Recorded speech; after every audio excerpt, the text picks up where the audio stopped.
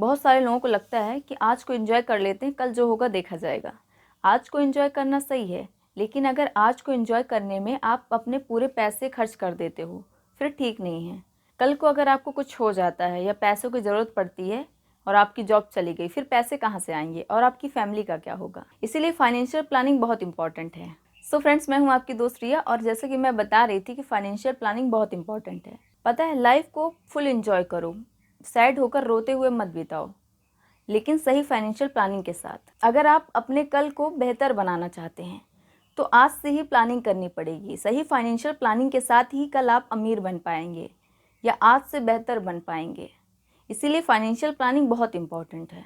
आज आप कितना कमाते हो वो मायने नहीं रखता, आप कितना बचाते हो वो मायने रखता है, या कितना सही जगह इन्वेस्ट करते हो ये मैटर करता है।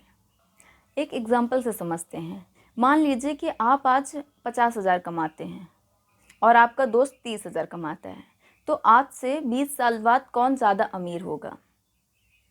तो अगर आप लोगों को लगता है कि जो ज़्यादा कमाता है वही आज से 20 साल बाद अमीर होगा, क्योंकि ज़्यादा सैलरी होने से कोई अमीर नहीं बनता।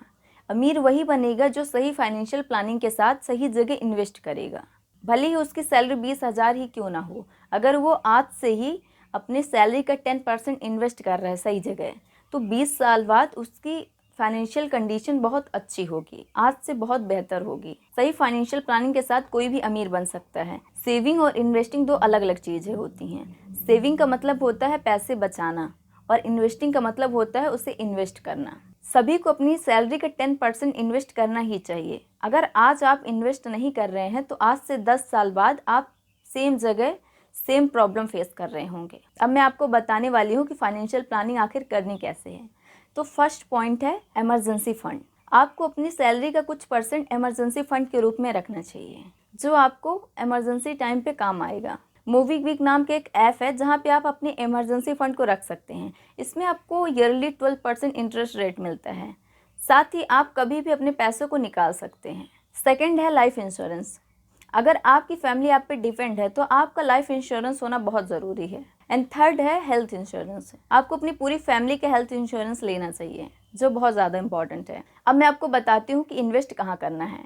आप पोस्ट ऑफिस में इन्वेस्ट कर सकते हैं, जहाँ आपको 7% इंटरेस्ट रेट मिलता है, और साथ ही आप गोल्ड में इन्वेस्ट कर सकते हैं, यहाँ पे भी आपको 7% इंटरेस्ट रेट मिलता है।